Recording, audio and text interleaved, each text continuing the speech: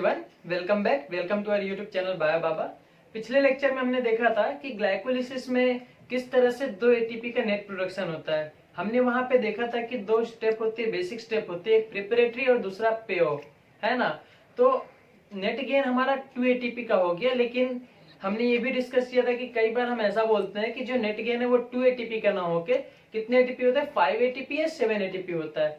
तो आज हम उसके बारे में डिस्कस करेंगे। साथ ही हम ये भी देखेंगे कि NADH, आपने देखा होगा कि जब ग्लाइकोलाइसिस एंड हुई थी तो वहां पे हमें 2 मॉलिक्यूल ऑफ NADH मिले थे।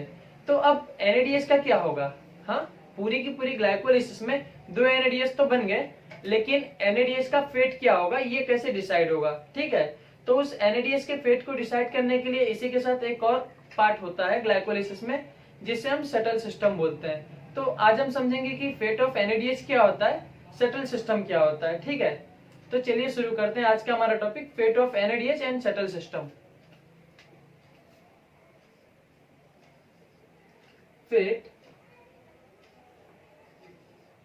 Fate of NADH and shuttle system. Fate of NADH and shuttle system. Okay, तो सवाल ये उठता है कि हमें NADH के बारे में इतना सोचने की क्यों जरूरत है। NADH क्या होता है हम सभी जानते हैं। NADH एक तरीके का रिड्यूसिंग पावर है। NADH क्या है? एक तरीके का रिड्यूसिंग पावर है। और हम सभी को पता है कि जब NADH को हम इलेक्ट्रॉन ट्रांसपोर्ट सिस्टम में लेके जाएंगे तो वहां पे हमें क्या मिलेगा? ATP मिलेगा। तो मतलब ये कि अल्टीमेटली हमारा NADH किसके इक्विवेलेंट है? NADH is equivalent to ATP, और ATP हमें पता है एनर्जी मॉलिक्यूल होते हैं। क्लियर? इतनी बात तो बेसिक्स हम सभी को पता है। ओके, अब हमने भी यहाँ पे एक टर्म यूज किया है ETC। ETC का मतलब मोस्ट ऑफ अस जानते होंगे, stands for electron transport system. क्या होता है? ETC का मतलब होता है इलेक्ट्रॉन ट्रांसपोर्ट सिस्टम, या तो फिर इलेक्ट्रॉन ट्रांसपोर्ट चेन भी इसी को बोलते हैं। ओके, इलेक्ट्रॉन ट्रांसपोर्ट चेन भी बोलते हैं। लोकेशन की बात करें इसकी, तो लोकेशन ये कहाँ पे होता है? ETC माइटोकॉन्ड्रिया के इनर मेम्ब्रेन पे पाया जाता है। ओके, माइटोकॉन्ड्रिया का जो इनर मेम्ब्रेन होता है वहां पे डिफरेंट, एक्चुअली ETC क्या है, डिफरेंट टाइप के प्रोटीन कॉम्प्लेक्सेस होते हैं जो कि माइटोकॉन्ड्रिया के इनर मेम्ब्रेन पे अरेंज्ड होते हैं। ठीक, और जब उनमें से इलेक्ट्रॉन पासेस होंगे, ये NADH जो होगा वहां पे मैट्रिक्स में जाएगा, अपना इलेक्ट्रॉन इनर मेम्ब्रेन पे ट्रांसपोर्ट कर देगा, और इलेक्ट्रॉन जब वहां से पास होंगे डिफरेंट कॉम्प्लेक्सेस के थ्रू तो एनर्जी मॉलिक्यूल जनरेट होगा। क्लियर? तो चलिए देखते हैं, एक ओवरव्यू देखते हैं हल्का सा।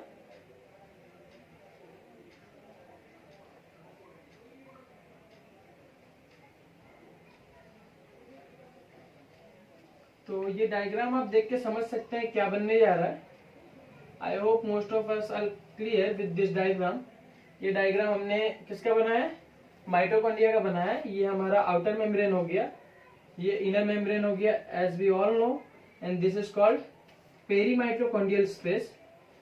We can write it as PMC, which stands for perimitochondrial space. And now this is the inner folding of the mitochondria, that is we all know, है ना। इसका पर्पस क्या है? कहीं भी इनर फोल्डिंग मेम्ब्रेन की होती है या मेम्ब्रेन जब फोल्ड होता है तो क्या होता है, उससे एक पर्पस हमारा ये होता है सरफेस एरिया इंक्रीज करने का। क्या होता है?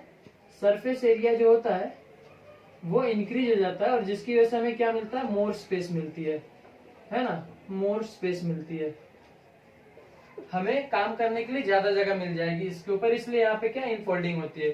तो जो प्रोटीन कॉम्प्लेक्सेस होते हैं, हम जिस प्रोटीन कॉम्प्लेक्सेस की बात कर रहे थे, ये ETC की, तो ये यहाँ पे इनफोल्डिंग्स पे ऐसे प्रेजेंट रहती है। ठीक, क्लियर? होगा क्या?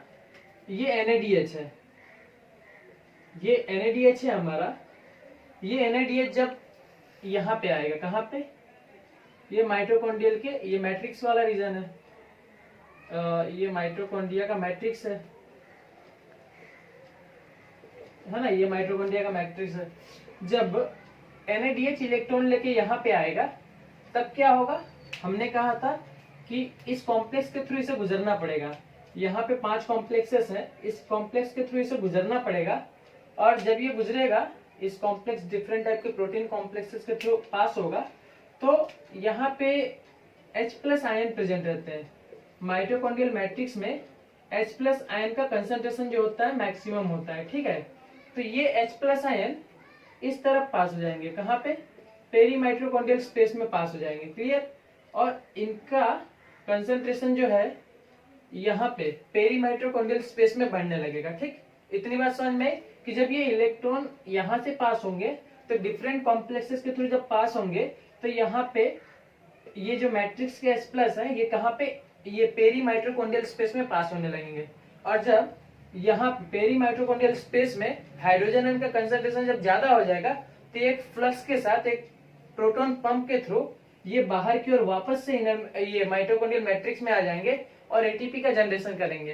तो इस तरह से एटीपी फॉर्मेशन होगा NaDH से, ठीक। तो अब हमें समझ में आ गया कि फेट ऑफ NaDH क्या है। फेट ऑफ NaDH क्या है कि इसको माइटोकॉन्ड्रियल मैट्रिक्स में इनर मेम्ब्रेन पे जाना है, मैट्रिक्स के पास इनर मेम्ब्रेन पे जाना है, मैट्रिक्स से हाइड्रोजन आयन जो है उसको पंप करना है, कहाँ पे, पेरी माइटोकॉन्ड्रियल स्पेस में।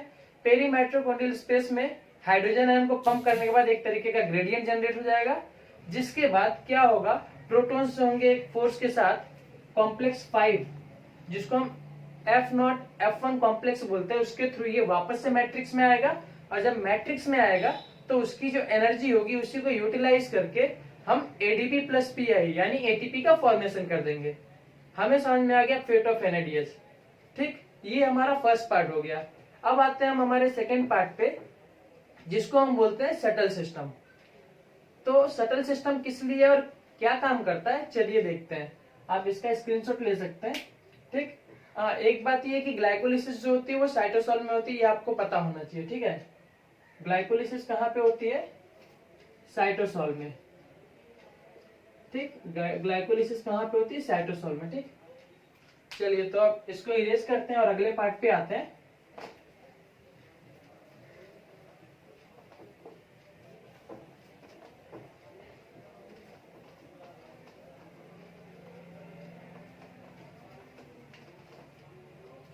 अब हमारा पार्ट क्या है, सटल सिस्टम।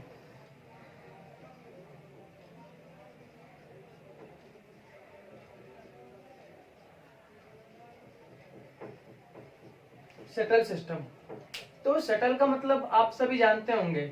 शटल का मतलब क्या होता है, एक जगह से दूसरी जगह पास करना, from point A two point B, किसी चीज को पास करना, किसी चीज को पास करना या वापस से ऐसे लेके आना। फॉर एग्जाम्पल अगर आपके पास एक व्हीकल है, आपके पास एक व्हीकल है, आपके पॉइंट A से पॉइंट B पे जाना है, पॉइंट A से पॉइंट B पे जाना है, तो ये व्हीकल क्या कर रहा है, आपको बिठा के यहाँ पे, है ना, सपोज ये आप है तो आपको बिठा के क्या करेगा, इस पॉइंट A से, पर्टिकुलर पॉइंट A से पॉइंट B पे आपको लेके जाएगा, ठीक। तो ये आपको क्यों लेके जाएगा, सवाल ये है कि आपको ये क्यों लेके जाएगा। This is a kind of vehicle, suppose ये आपकी एक कार है या व्हीकल है, ठीक है। ये आपको एक पॉइंट से दूसरे पॉइंट पे लेके जा रहा है, लेकिन क्यों लेके जा रहा है, क्योंकि आपकी कैपेबिलिटी नहीं है यहाँ तक खुद जाने की। फॉर एग्जाम्पल अगर आपको कोई पर्टिकुलर प्लेस है, सपोज यहाँ से इंडिया से अमेरिका जाना है, इंडिया से अमेरिका जाना है, तो क्या लगता है आपको, आप कैपेबल हैं इंडिया से अमेरिका चले जाएंगे बाय सेल्फ तो जाना पॉसिबल नहीं है, आपको कोई ना कोई लेके जाने वाला चाहिए। कौन लेके जाएगा, फ्लाइट। तो फ्लाइट आपके लिए क्या काम करेगा, शटल का काम करेगा। तो शटल ऐसे सिस्टम को हम बोलते हैं जो एक प्लेस से दूसरे प्लेस पे आपको लेके जाए। क्लियर, ये बात आपको समझ में आ गया। अब पॉइंट क्या है, शटल सिस्टम का NaDH के ट्रांसपोर्ट में या ग्लाइकोलिसिस में क्या काम पड़ गया। तो हमने अभी एक बात बोली कि ये आपको समझ में आया, ये आपको समझ में आ गया, ठीक है। या तो फिर आपने एक और एग्जांपल है हमारे पास शटल को समझने के लिए। आपने कभी बैडमिंटन खेला है, बैडमिंटन खेले होंगे तो वहां पे जो रैकेट होती है उसे हम शटल बोलते हैं, उसे हम क्या बोलते हैं, शटल बोलते हैं। और उस शटल से हम क्या करते हैं, जो हमारी चिड़िया जिसे हम बोलते हैं, शटल क्राफ्ट आई थिंक बोलते हैं इंग्लिश में, और हिंदी में चिड़िया बोलते हैं। जो चिड़िया होती है उससे हम क्या करते हैं, एक पॉइंट से दूसरे पॉइंट पे, है ना, उसको जंप कराते रहते। तो उसमें क्या हो रहा है, ये हमारा जो बैडमिंटन है शटल की तरह काम कर रहा है। किसके लिए, चिड़िया के लिए। मतलब वो चिड़िया को एक प्लेस से दूसरे प्लेस पे लेके जा रहा है। तो ठीक उसी तरह से एनएडीएच को भी लेके जाने के लिए हमारे पास शटल सिस्टम होता है। ठीक, अब चलिए देखते हैं इसको एनएडीएच के फॉर्म में किस तरह से ये एनएडीएच के फॉर्म में काम आएगा, है ना। यहाँ पे शटल सिस्टम का क्या यूटिलाइजेशन है। होता क्या है कि जो हमारा एनएडीएच है,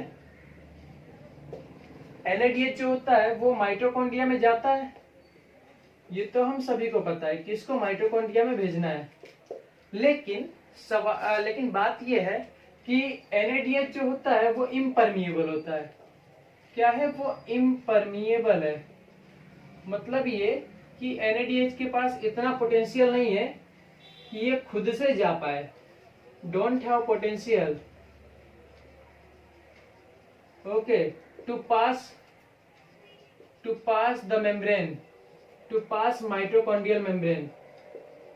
माइटोकॉन्ड्रियल मेम्ब्रेन को पास करने के लिए इसके पास पोटेंशियल नहीं है। ओके, माइटोकॉन्ड्रियल मेम्ब्रेन को पास करने के लिए इसके पास पोटेंशियल नहीं है। और हमने अभी देखा कि ऐसे सिस्टम जिसे हम शटल सिस्टम बोलते हैं, वो क्या करते हैं, ऐसे मॉलिक्यूल को पास कराते हैं जिनकी खुद की कैपेबिलिटी नहीं होती एक पॉइंट से दूसरे जगह जाने की, लेकिन उन्हें जाना होता है। तो शटल सिस्टम का मेन फंक्शन क्या है, एनएडीएच को जो कि इम्परमिएबल है माइटोकॉन्ड्रिया में जाने के लिए बिकॉज ऑफ माइटोकॉन्ड्रियल मेम्ब्रेन, उसको हम क्या करेंगे, ट्रांसपोर्ट कराएंगे। क्लियर, मैट्रिक्स तक लेके जाएगा।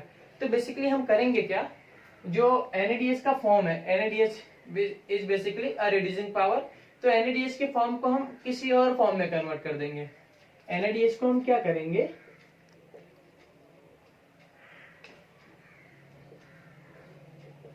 एनएडीएच को हम क्या करेंगे, किसी और फॉर्म में कन्वर्ट कर देंगे। ठीक है, किसी और फॉर्म में कन्वर्ट कर देंगे और देन फिर क्या होगा, ये मैट्रिक्स में इसको ट्रांसपोर्ट कर देंगे। मैट्रिक्स में हम ट्रांसफर कर देंगे और इस तरह से हमारा एनएडीएच वहां पे पहुंच जाएगा। ठीक, क्लियर हो गया।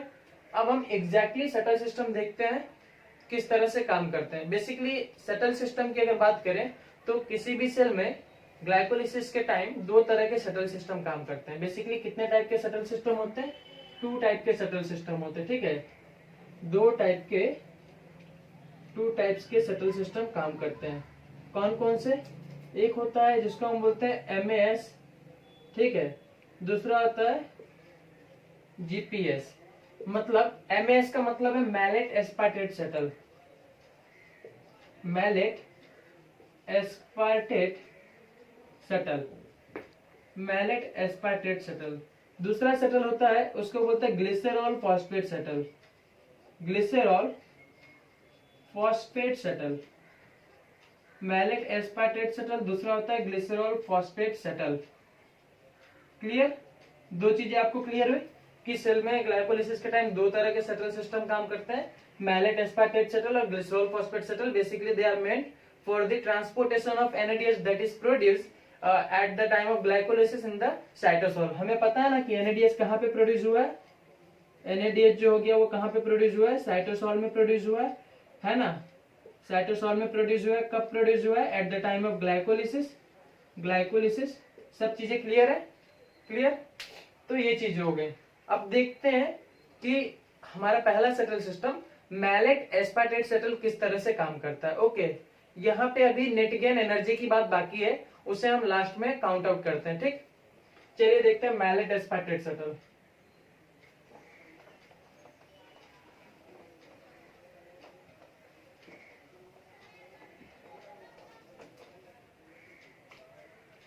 शटल सिस्टम में हमारा पहला क्या है, MS, in short we can write it MAS. Okay, तो पहले सबसे पहले हम कंपार्टमेंट बना देते हैं। ये हमारा साइटोसोल हो गया, क्लियर।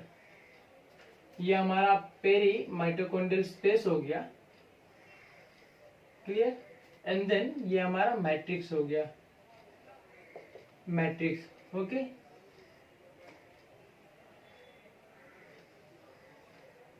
और ये हमारे क्या हो गया, inner membrane, inner membrane, and this is also an inner membrane. Okay, तो हमने क्या देखा कि ऑक्जेलो, हमने क्या देखा, जो NADH था, NADH, उसको हमें दूसरे फॉर्म में कन्वर्ट करना है। तो ये ऑक्जेलो एसिटिक एसिड के साथ, जो कि साइटोसोल में ही प्रेजेंट रहते हैं, उसके साथ रिएक्ट करके ये मैलिक एसिड बना लेते हैं। ठीक है, सबसे पहले किस में कन्वर्ट हो जाएंगे, मैलिक एसिड में, और NADH जो होता है वो कन्वर्ट हो जाता है NAD+ में। ओके, तो हमने सबसे पहले क्या किया, NADH और ऑक्जेलो एसिटिक एसिड के साथ मैलिक एसिड में कन्वर्जन हो गया है ना, हमने NADH को मैलिक एसिड के फॉर्म में कन्वर्ट करा दिया। ठीक, अभी मैलिक एसिड जो होता है वो डिफ्यूजिबल फॉर्म है। मैलिक एसिड क्या होता है, वो इजिली मेम्ब्रेन से पास हो सकता है। तो देन हम आराम से मैलिक एसिड घूमते घूमते पेरी माइटोकॉन्ड्रियल स्पेस से होते हुए आपका सीधे आ जाएगा कहाँ पे, मैट्रिक्स में आ जाएगा। क्लियर, ये मैट्रिक्स में आ गया आपका मैलिक एसिड। अब होता क्या है, जब ये भाई साहब मैलिक एसिड जब ये यहाँ पे आएंगे, है ना, मैट्रिक्स में आएंगे, तो ये हमारी इनर मेम्ब्रेन है। इनर मेम्ब्रेन पे एक एंजाइम पाया जाता है जिसको बोलते हैं NADH डिहाइड्रोजिनेज। क्या बोलते हैं, NADH dehydrogenase, NADH dehydrogenase. Okay, NADH dehydrogenase क्या होगा, ये NADH डिहाइड्रोजिनेज जो होता है ये मैलिक एसिड के साथ, ओके, ये malic acid NADH dehydrogenase plus malic acid आपस में रिएक्ट करते हैं और वापस से क्या होता है, ये ऑक्जेलो एसिटिक एसिड में कन्वर्ट हो जाता है। वापस से क्या होता है, ऑक्जेलो एसिटिक एसिड में कन्वर्ट हो जाता है। एट द सेम टाइम होगा क्या, आपका NADH जो होता है वो बाहर निकल जाता है। ठीक है, NADH क्या हो गया, बाहर निकल गया। ये रिएक्शन आपको बाहर निकल जाएगा। ठीक, तो ये क्या होगा, ये बाहर निकल जाएगा। NADH जो हो गया वापस से मैट्रिक्स में आ गया। अब होगा क्या कि मैट्रिक्स में ये इनर मेम्ब्रेन है, ये भी एक इनर मेम्ब्रेन का पार्ट है। यहाँ पे डिफरेंट टाइप के प्रोटीन कॉम्प्लेक्सेस पाए जाते हैं इलेक्ट्रॉन ट्रांसपोर्ट सिस्टम के। ओके, बेसिकली 5 कॉम्प्लेक्स पाए जाते हैं जिसे हम बोलते हैं कॉम्प्लेक्स 1, 2, 3, 4 एंड 5। ओके, ये 5 कॉम्प्लेक्सेस पाए जाते हैं। क्लियर, इनर मेम्ब्रेन पे जब NADH बाहर निकल गया तब क्या होगा, इनर मेम्ब्रेन पे डिफरेंट टाइप के इलेक्ट्रॉन ट्रांसपोर्ट चेन के कॉम्प्लेक्सेस पाए जा रहे हैं, है ना। तो इन्हीं कॉम्प्लेक्स से अब क्या होगा, ये NADH पास आउट होगा। ठीक, जब ये यहाँ से पास आउट होगा अपने इलेक्ट्रॉन को लेके, तो इलेक्ट्रॉन्स क्या होंगे, इलेक्ट्रॉन्स अब यहाँ से पास होंगे complex 1st, 2nd, 3rd, 4th। Okay, और जब 5th से पास होगा तो अल्टीमेटली ये क्या प्रोड्यूस करेगा, ATP प्रोड्यूस करेगा। ये आपको एक कॉमन फंक्शन है जो आपको समझ में आना चाहिए कि हो क्या रहा है एग्जैक्टली। कि NADH जो था, ये NADH डिहाइड्रोजिनेज और मैलिक एसिड आपस में रिएक्ट कर रहे थे तो ऑक्जेलो एसिटिक एसिड बन जा रहा था। NADH जो है रिमूव हो जा रहा था एट द सेम टाइम, और देन ये कहाँ पे, इलेक्ट्रॉन ट्रांसपोर्ट सिस्टम में पार्टिसिपेट करके ATP का प्रोडक्शन कर रहा था। क्लियर, अब ये ऑक्जेलो एसिटिक एसिड बचा, इसका क्या होना है ना, fate of oxaloacetic acid. तो ये ऑक्जेलो एसिटिक एसिड जो है वो एस्पार्टेट में कन्वर्ट हो जाएगा। किसमें, एस्पार्टेट में कन्वर्ट हो जाएगा। अब ये एस्पार्टेट के फॉर्म में साइटोसोल से ये माइटोकॉन्ड्रियल मेम्ब्रेन से मैट्रिक्स से होते हुए ये कहाँ पे, सीधे के सीधे वापस से साइटोसोल में आ जाएगा। तो चलिए हम इसको लेके आ जाते हैं। ये एस्पार्टेट आराम से घूमते घूमते यहाँ पे आ गया, ये एस्पार्टेट यहाँ पे आ चुका है साइटोसोल में। अब क्या होगा, ये एस्पार्टेट वापस से ऑक्जेलो एसिटिक एसिड में कन्वर्ट हो जाएगा। एस्पार्टेट किस में कन्वर्ट हो गया, वापस से ऑक्जेलो एसिटिक एसिड में कन्वर्ट हो गया। अब ये ऑक्जेलो एसिटिक एसिड इज रेडी, है ना, फिर से रेडी हो गया किसके लिए, एक और NADH को लेने के लिए। एक और NADH को लेने के लिए तो वापस से ये प्रोसेस सेम हो जाएगी कि ऑक्जेलो एसिटिक एसिड वापस से NADH को लेगा, फिर मैलिक एसिड में कन्वर्जन होगा, फिर ये मैलिक एसिड यहाँ पे आएगा, देन NADH डिहाइड्रोजिनेज मैलिक एसिड वापस से। तो ये सारी चीजें आपको समझ में आ गई होंगी, पाथवे और NADH का फेट क्या हो रहा है। और ये हम बेसिकली मैलेट एस्पार्टेट शटल की बात कर रहे हैं, क्योंकि यहाँ पे देखिए मैलिक एसिड बन रहा है ना, तो इसको हम बोल रहे हैं मैलेट एस्पार्टेट शटल। एक मेन पॉइंट है आपको याद रखना होगा कि मैलेट एस्पार्टेट शटल जब फंक्शन करता है तो वहां पे complex 1st, 2nd, 3rd and 4th चारों कॉम्प्लेक्स का यूज होता है। फिफ्थ कॉम्प्लेक्स जो होते हैं वो इलेक्ट्रॉन ट्रांसपोर्ट के लिए नहीं होते हैं। फिफ्थ कॉम्प्लेक्स जो होते हैं वो क्या इसको हम एक और नाम देते हैं एटीपी सिंथेस या तो इसका बेसिकली क्या होता है, काम जो होता है वो एटीपी का प्रोडक्शन होता है। जो ट्रांसपोर्ट ऑफ इलेक्ट्रॉन जो होते हैं केवल complex first second third and fourth से ही होते हैं, जो बेसिकली हम आगे इलेक्ट्रॉन ट्रांसपोर्ट सिस्टम में देखने वाले हैं। क्लियर? तो ये चीजें आपको क्लियर होगी कि मैलेट एस्पार्टेट शटल क्या होता है। तो अब आज के इस वीडियो लेक्चर में बस इतना ही। अगले लेक्चर में हम ये देखेंगे कि ग्लिसरॉल फॉस्फेट शटल क्या होते हैं और हम एटीपी का काउंट देखेंगे। ठीक है, thank you, thanks for watching.